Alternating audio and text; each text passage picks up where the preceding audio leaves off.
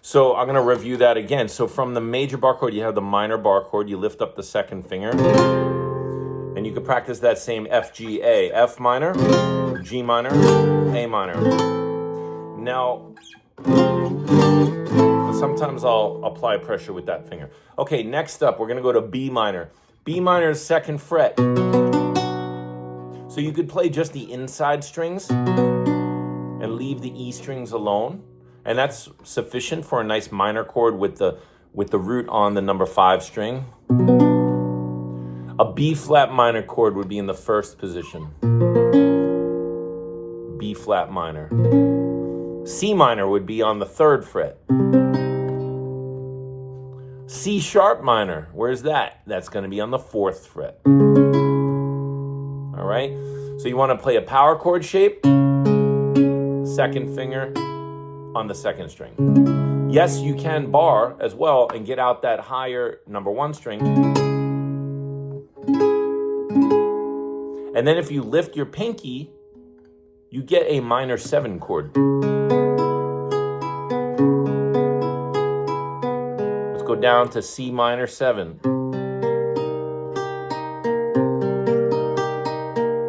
B minor 7. And let go. My hand's already stressed out. Let's do now a B major shape. B on the 2nd fret, the inside strings only, okay? You could play with every single finger, or you could bar 1 and 3, or sometimes I'll relax and even play with my pinky there. If I was doing a reggae on B major with the A string root, or come up to the 7th position and go back to that F major bar chord. You can hear it sounds fuller, and it's probably easier to play up there. So play the B major would be a power chord on 7, 2nd finger on the G string, and then the bar.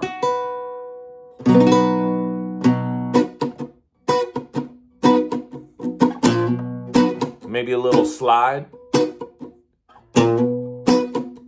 I'm sliding from 6 into 7, but just the root note.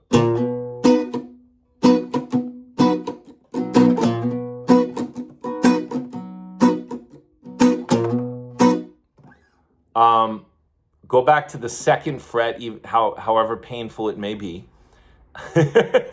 Sorry, Bobby.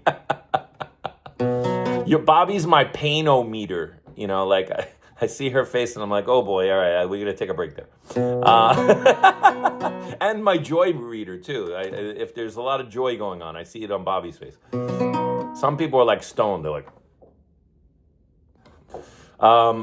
here's B major, B7, but with a barred version. Look, so you got your power chord notes. B, F sharp, so 2nd fret, 4th fret. The back of your finger is the 2nd fret A on the G string, and the pinky is the 2nd string 4th fret. Now you could just do inside strings, or you could do that bar and get the high F sharp on the 2nd fret of the 1st string. That's an important movable. Here's C7 with that, up 1 fret. And, you know, see if you can get a C7, but with this shape. And then we'll go over the other dominant shapes in a second. All right, so relax your hand. That's probably a lot of stress. One last chord, the B7, with the open string, with the triangle.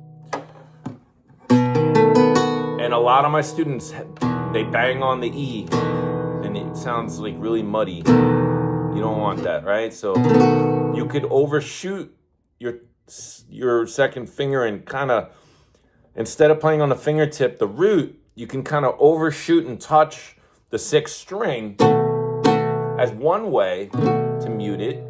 If you have big enough hands in the right guitar, sometimes you could wrap your thumb over without creating a new note. Hendrix had huge hands. His thumb was double my thumb, and he used to do a lot of things with his thumb. he would actually fret notes, like for real. Like he'd have the root here. He'd do a chord like I don't even want to do it because a lot of times I hurt myself. But you know, you could use your thumb to mute strings. You could use the shooting over of your finger to mute the strings. Okay, what was the last chord? Oh, C7. I wanted to just go over that. So here's your C chord. And then you could put your pinky down on the 3rd fret of the G string.